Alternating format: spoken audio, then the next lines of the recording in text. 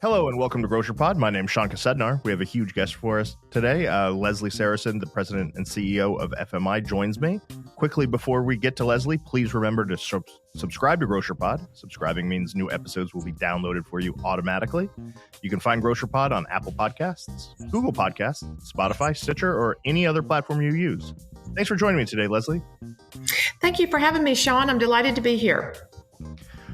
So we're going to get right into it. I know that you're busy, and so we don't want to take up too much of your time.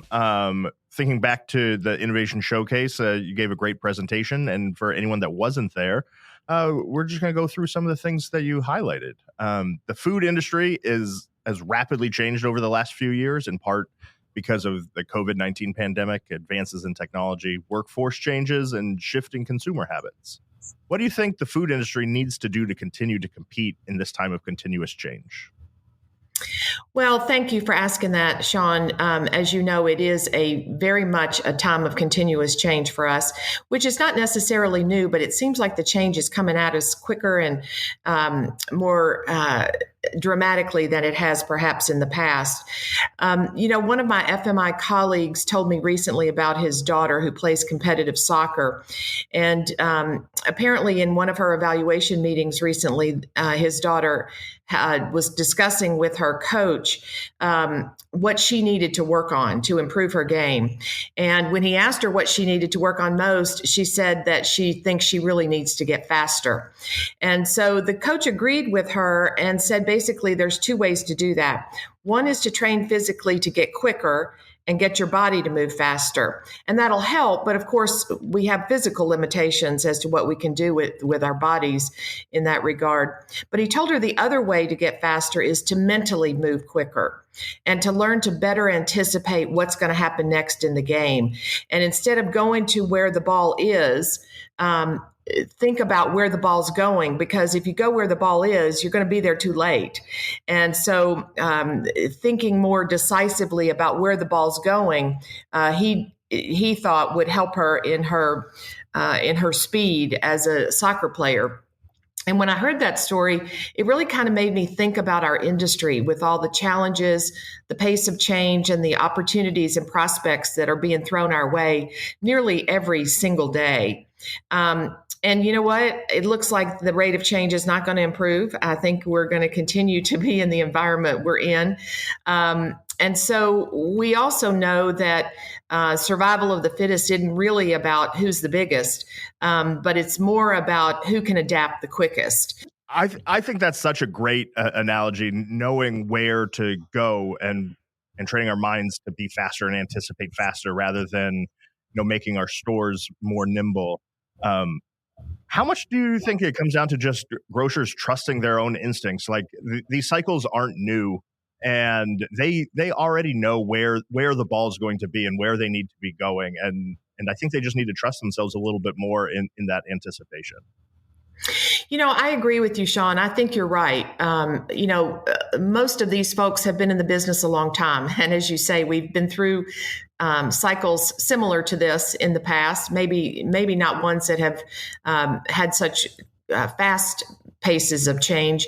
But I think relying on their instincts, and I also think it's important to try new things and be willing to stop if they're not working and move on to the next thing. I think the companies, the retailers that have worked hard at trying new things, learning quickly what works and what doesn't, and what doesn't really stop and doing those things right away and move on to the next thing, I think they're the most successful. Yeah, I think that's a great point. Stopping when you realize things aren't working, because before I had this position at AWG, I was in the marketing team, and we'd pitch all sorts of different programs. And the first question was always, how much does it cost? The second question was always, who else is doing it? And I think that part of the problem that we couldn't get retailers to wrap their minds around was these programs don't have to be forever. Like if you start doing it, you don't have to keep doing it for the end of time. You can stop if you don't like it, if it's not working, and trusting your gut that like, oh, this isn't providing any benefit to my store. let's stop and let's try something else. And going from there, I think is really helpful. How can FMI help during this time of rapid change? I mean, we talked about what grocers themselves can do, but what kind of help does FMI provide? Well, we're really here to help our companies better anticipate where the change is going, and help them more intelligently determine the direction that they need to go in to get there first. And so whether we're talking about shifting customer shopping trends, reading the challenging regulatory climate, growing customer concerns about health and well-being values, or the latest in AI development. These are all things that really affect what's going on in the companies. And so FMI exists to try to help our companies anticipate what's going to happen next and give them recommendations and suggestions of opportunities they might want to take advantage of. Leslie, you're the perfect guest because you just segue me into all of the things that I want to talk about. So you mentioned artificial intelligence. It is the hot topic these days. What is FMI doing around AI, and how do you think it will affect the industry? Well, as you know, AI is one of those really complex and difficult subjects.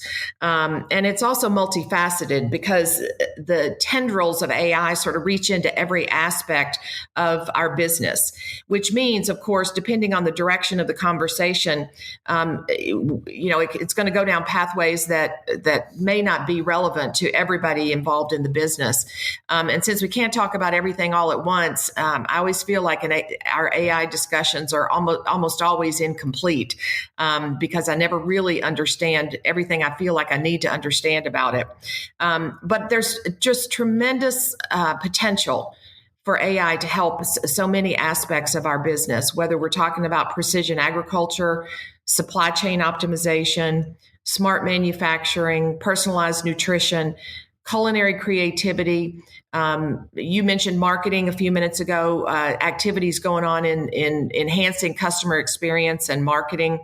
And also a huge part of what many of our companies are focused on right now is improving transparency and social responsibility, and making sure that our all the products we sell in our stores are safe, and helping us with our traceability projects that we need. So the list goes on and on and on of the ways that AI technology has the potential to transform the way we do business.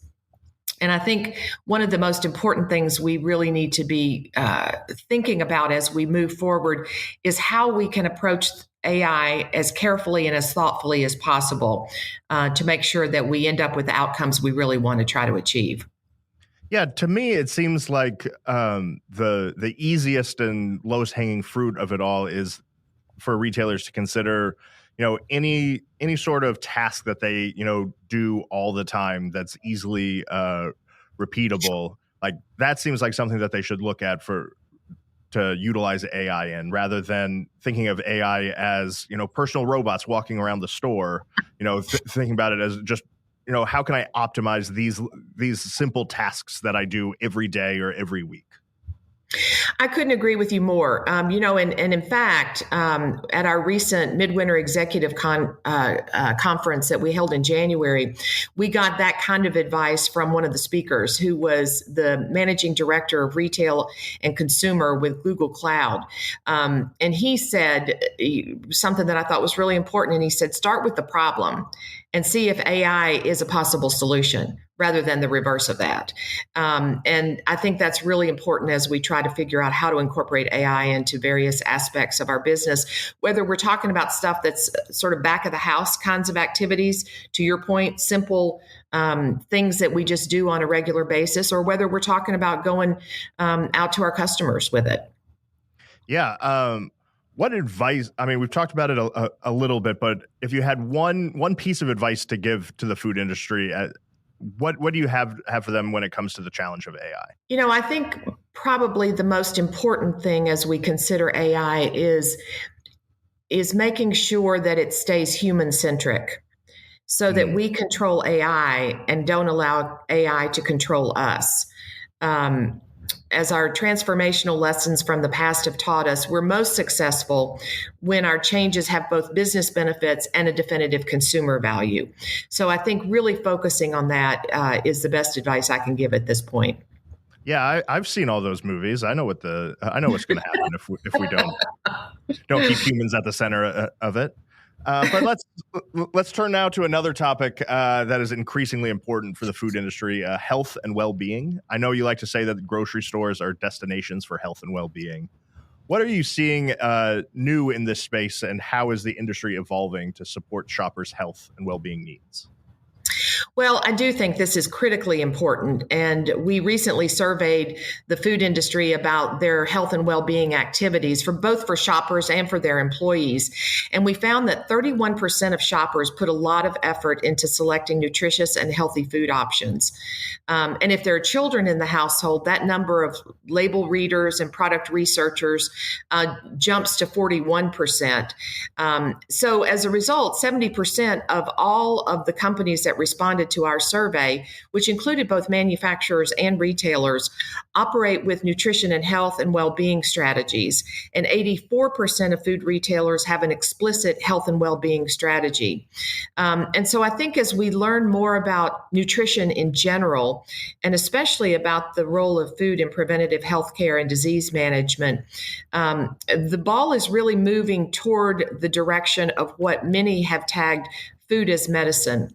And concern about health issues and how food products factor into that equation, in my judgment, is only going to escalate.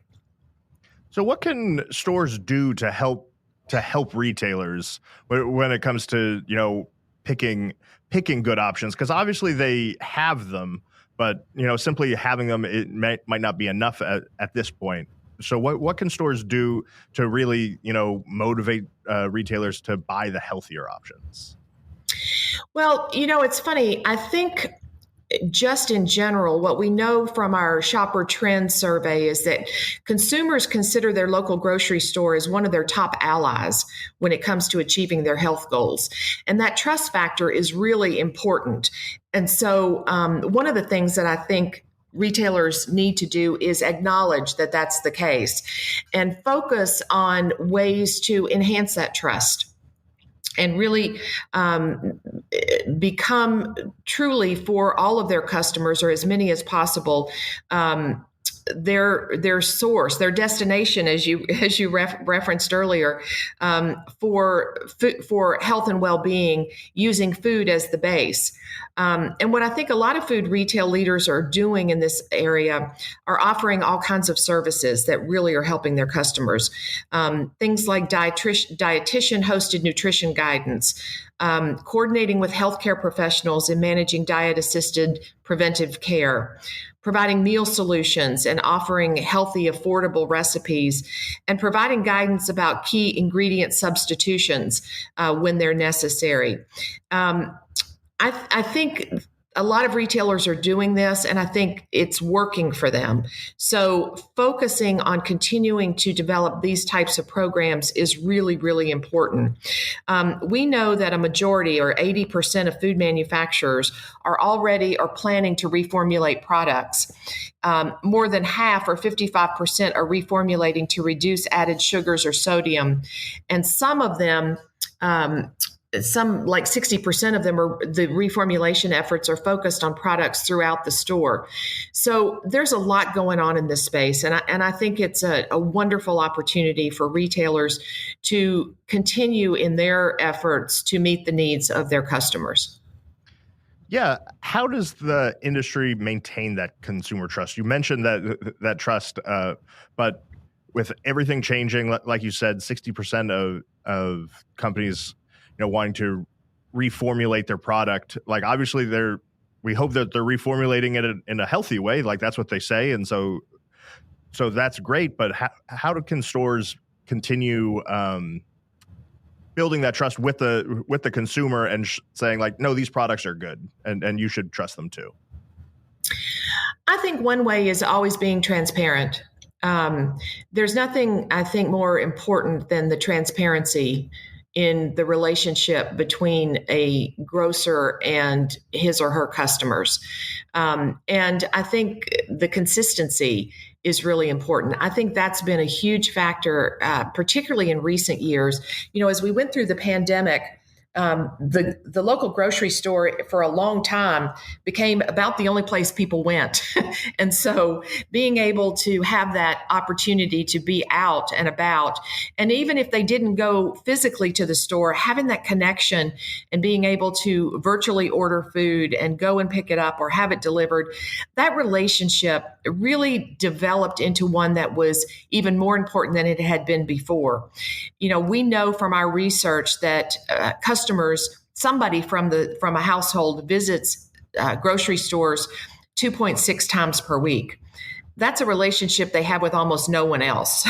Yeah. And so I think continuing to be transparent, continuing to be the welcoming, smiling face in the neighborhood, these are all things that really continue to add to that trust factor. Absolutely. One thing that is maybe eroding some of that trust is inflation. And I know that it's a huge topic facing the food industry. And FMI has done a lot to educate media, members, and shoppers about why food prices have been on the rise. What do you see ahead for food prices? Well, it's interesting. There's a new release this morning of inflation markers for the month of March. And while I haven't had a chance yet to dig into all of the numbers, in general, it looks like food at home prices are improving. The inflation factor is improving there, while food away from home is deteriorating further. And so I think inflation is continuing to be a major worry for consumers. There's no question about that. But I also think it's really important for us to be careful not to confuse what our customers actually think and feel about grocery prices with what the media reports they think and feel. I don't know about you, but I've gotten kind of sick and tired of every time I turn on the news and there's a story about inflation, they show a grocery aisle. Like the grocery store is the only place where prices have gone up. It's a little frustrating, particularly in recent months as the inflationary pressures in the grocery industry have improved. But we also know from our research that we've done directly with consumers, the truth is they appear to have a better grasp of why food prices go up than the media and government officials do. Some of even to the point of having the president talk about food prices and shrinkflation and those types of things, it gets a little frustrating. And while there are some shoppers who blame their grocer for higher food prices, the truth is that most don't. And the majority understand that there are hundreds of contributing factors to the cost of food that are way beyond the control of the grocery industry. In fact, when we ask consumers, when it comes to finances, who's on your side, 55% said their primary grocery store was on their side, and only 13% said their store was working against them. So I think the grocery industry fares way better than the government does on these types of issues, way better than health insurance companies do, and way better than pharmaceuticals companies do. So I think we need to continue to focus on that trust factor, continue to do everything we can to give suggestions to our customers on how they can save money when they're doing their grocery shopping, and help them continue to feel like they have a lot of control over what they're buying in the grocery store and how much it costs. That's actually very heartening to hear, because I'm with you. And so it's great to hear that customers in your surveys know that that's where the problem actually lies, and not where they're purchasing their food from. Because I remember a time a few years ago, I was doing a photo shoot in a store with David Smith, and a customer came up to him and said, why is it so expensive in here? And all he can do is talk about, well, this is what we have to pay to get the groceries onto the shelf. And so I worry that that was a prevailing opinion, and I'm very happy to hear that it's not, and that grocery stores can, continue to educate their customers and, the media themselves as into like how to more accurately report the story. Well, I think that's absolutely right. And one of the things that we've done throughout this inflationary period is have periodic media briefings to explain to the media what goes into the cost of getting goods to the supermarket shelf. And if you look at transportation costs and labor costs and, the myriad issues that we have to deal with to get a product actually to the supermarket shelf, it's clear all of those prices, all those costs have gone up too. And to your point, as an industry in general, grocers operate on a 2% margin, and so being able to absorb tremendous costs in the process of getting products to the shelf is just something that's not that achievable for most retailers. And so I think, retailers are doing a lot of things to try to help their shoppers. They're helping them look for deals and make sure that deals are promoted to them, making available more store brands.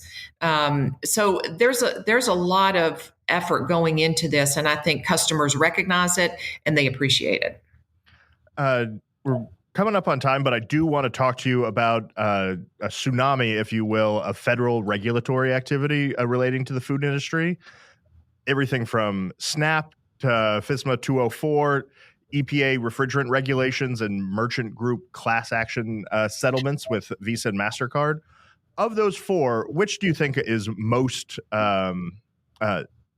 is going to have the biggest impact on AWG members? Well, you're absolutely right. The tsunami that we're seeing is almost overwhelming at times. It's something that we all need to be keeping a really close eye on.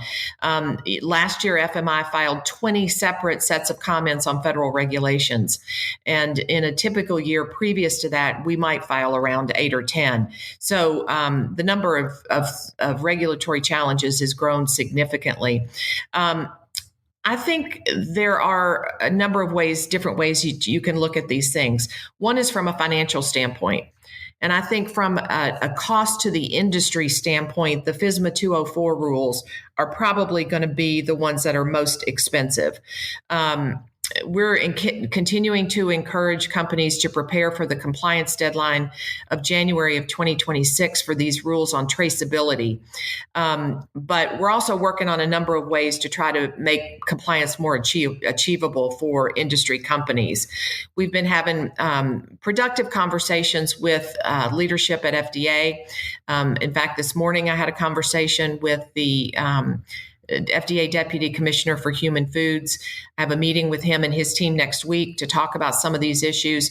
But I think there is a tremendous amount of financial resources that are going to have to go into compliance with the traceability rule. And only time will tell to see whether we're able to try to minimize that as much as possible. The other one that I think is really challenging is the EPA refrigerant regulations. This transition to new refrigeration systems is going to be incredibly challenging.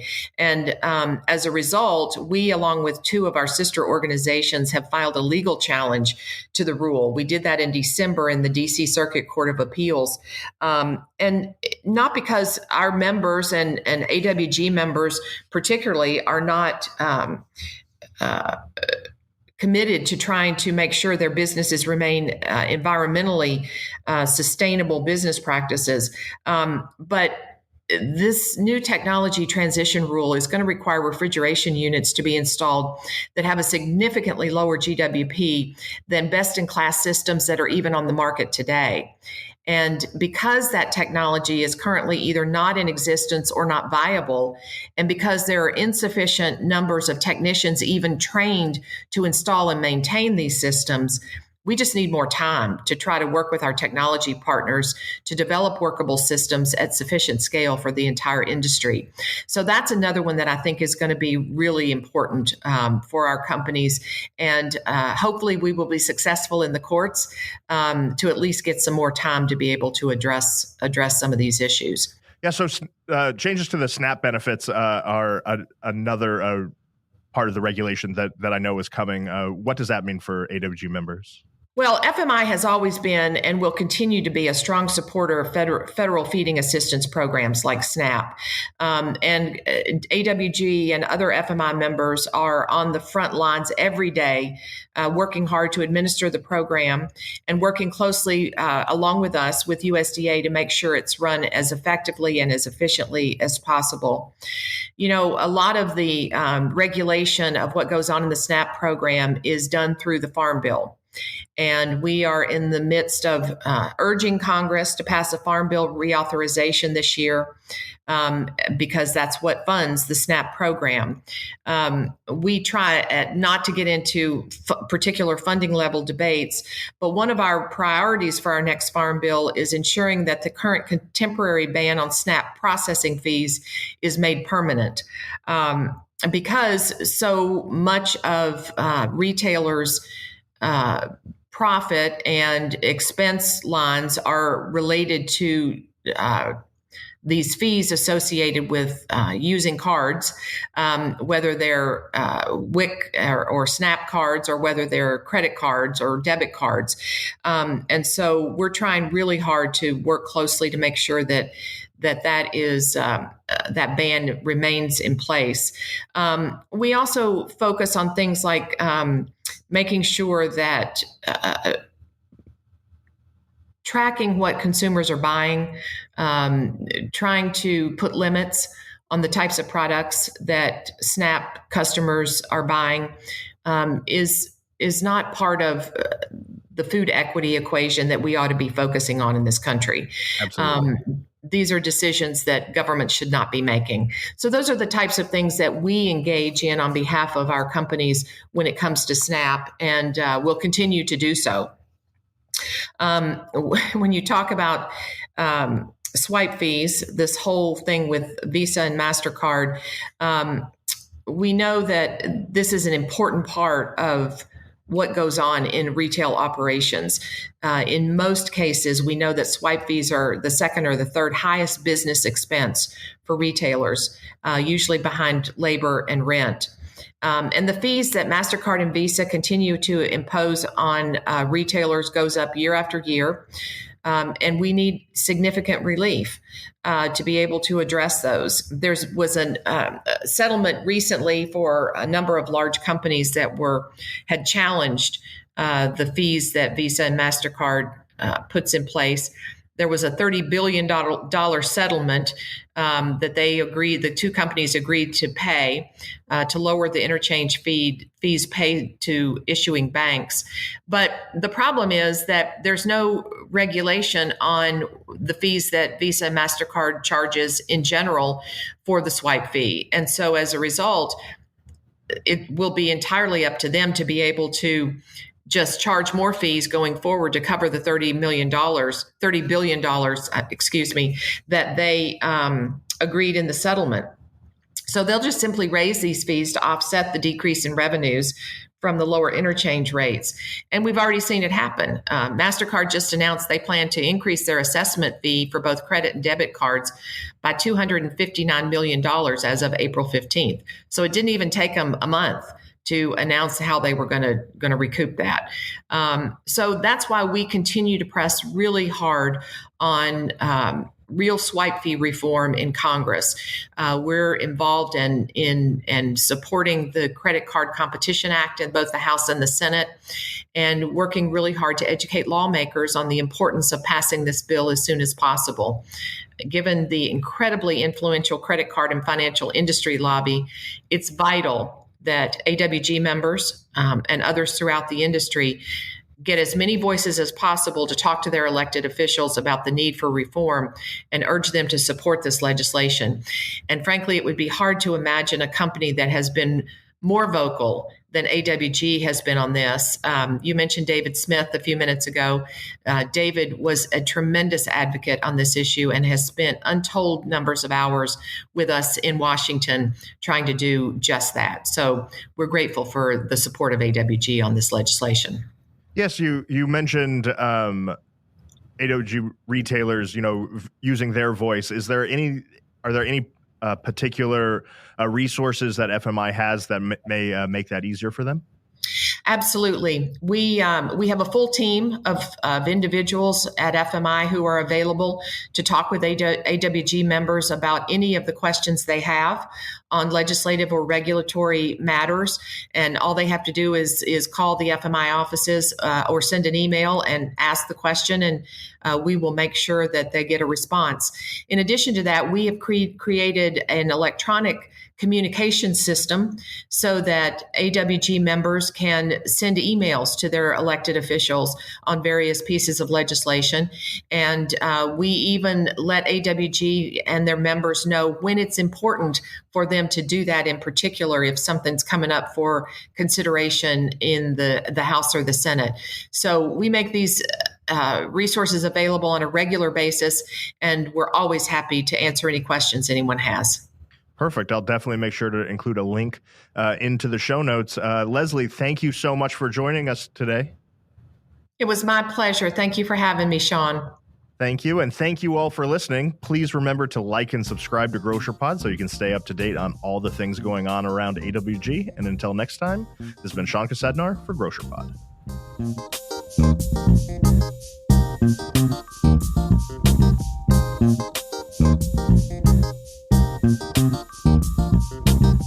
Thank you.